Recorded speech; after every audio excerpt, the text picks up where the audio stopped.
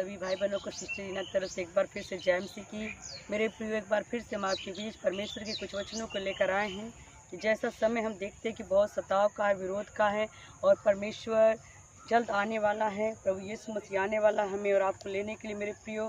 तो परमेश्वर के वचनों से आज कुछ सीखेंगे, हमारे साथ निकालेंगे लूका की इंजील उसका 10 अध्याय उसके 2 पद को पढ़ेंगे।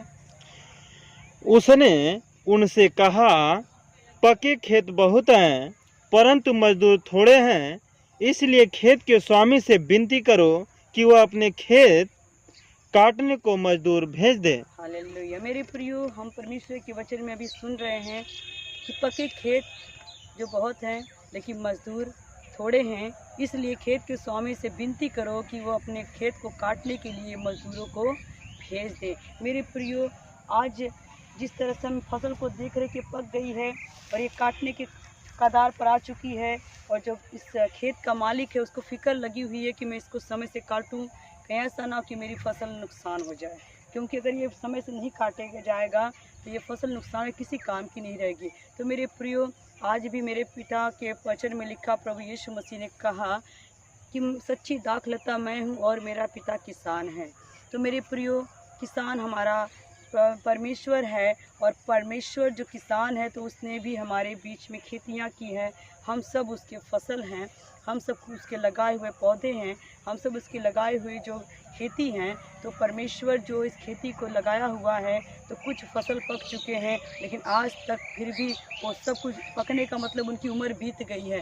जैसा कहावत लोग कहते हैं कि जब लोग बुजुर्ग हो जाते हैं, पुरनिया हो जाते, तो गांव के औरतें और भाई लोग कहते हैं कि क्या करें, अब भाई इनकी उम्र ढल गई है, पके आम का क्या भरोसा, पके फल का क्या भरोसा, कब वो छू जाए। इसका मतलब क्या कहते लोग कि इनकी उम्र ढल गई है, कब ये मर जाए कोई पता नहीं। तो मेरे प्रियो, अर्थात जीते जी तौबा है, जीते जी माफ़ी है, मरने के बाद हम कुछ नहीं कर सकते हैं। तो प्रभु यीशु मसीह ने कहा, जाओ तुम दुनिया के छोर तक मेरे गवाह हो और लोगों को वचन सुनाओ और उन्हें पिता पुत्र पवित्र आत्मा को नाम से बपतिस्मा दो, और उन्हें जो बातें मैंने तुम्हें सिखाई है मानना, वो बातें तुम उनको मानना सिखाओ। अर्थात मेरे प्रियो, आज परमेश्वर पूरे जगत में भेज रहा है। बाइबल कहता है कि जब तक हर एक आँखें उसे देख ना ले, हर एक जुबान उसको अंगीकार ना कर ले, हर एक घुटना उसके नाम से, तब तक परमेश्वर का आना निकट अभी है लेकिन वो आएगा नहीं। जब तक लोग हर एक जुबान प्रभु को याद करेगी। तो फसल तो पकी हुई है लेकिन आज मजदूर बहुत कम है। मेरे प्रियो,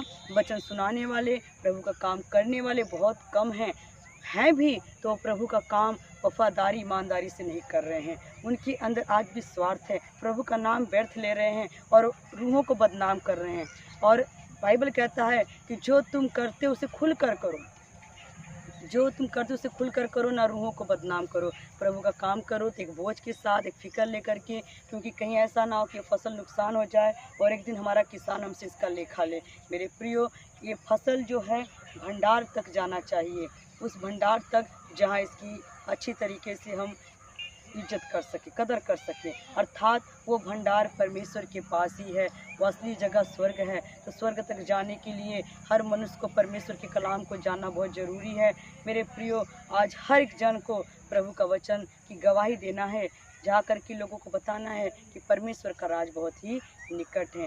क्योंकि गीत गाया जाता है कि फ़ायदा बिच बुढ़ापे यीशु दा नाम जपना, की फ़ायदा बिच बुढ़ापे यीशु दा नाम जपना, यीशु दा नाम जपना, कर कर के एब पेड़ी, कर कर के एब पेड़ी, तूने उम्र है बिताई, यीशु ने तेरे बदले सूली पे जान गंवाई, तुझको यकीन न आया, न आया तुझको यकीन न आया, तेरी ये बेपरवाही यीशु ने तेरे बदले। मेरे प्रिय प्रभु यीशु मसीह ने हमारे बदले में अपनी सूली पर जान गंवाई, फिर भी लोगों को यकीन नहीं है, विश्वास नहीं है। आज भी लोग भरम में पड़े हुए हैं। मेरे प्रियो, अगर हम पूरी उम्र बिता लेंगे, और बाइबल कहता है जवान अपनी जवानी के दिन में अपने सृजनहार को याद कर मेरे प्रियो, क्योंकि फिर बुढ़ापा आ जाएगा, आपका हाथ पैर काम नहीं करेगा, मुंह में दांत नहीं होगा, आंख में रोशनी नहीं होगी, कमर में जान नहीं होगा, घुटनों में बल नहीं होगा, तो आप परमेश्वर की महिमा क्या करोगे? फिर तो आप खाट पर पड़ जाओगे और आप कहोगे, हे प्रभु मेरी सुन ले। तो प्रभु कहेगा, जब तेरे अंदर जान था, बल था, ताकत था, तूने मेरा नाम नहीं लिया। अर्थात जब फसल पक जाएगी, अब चूने के कदार पे है, झरने के कदार पे है, तो उसको कितना भी हम सींच लें या इसे कितना भी हम खाद पानी डाल लें, वो फिर हरा नहीं हो सकता। इसलिए समय रहने से पहले हम उसको खाद पानी डाल सकते हैं ताकि हरा रहे, और उसके बाद कुछ नहीं कर सकते। मेरे प्रियो, इसलिए आज समय है तो हर एक घर में, हर एक जीवन में प्रभु का वचन पहुंचना चाहिए। इसलिए गीत बहुत सुंदर गाया जाता है, हम यीशु मसीह के चेले हैं, दुनिया में धूम मचा देंगे, जो नींद में गाफिल सोए हैं, उपदेश से उनको जगा देंगे। तो मेरे प्रियो, हम सब मजदूर हैं, यीशु मसीह के चेले हैं।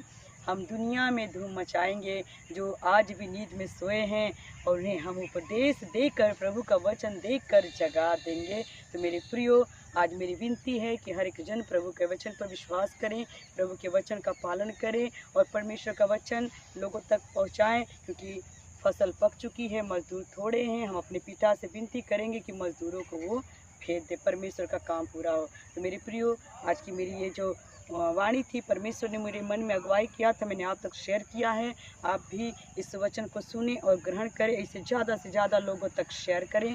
तो मेरे प्रियो, आप सभी को जय मसीह।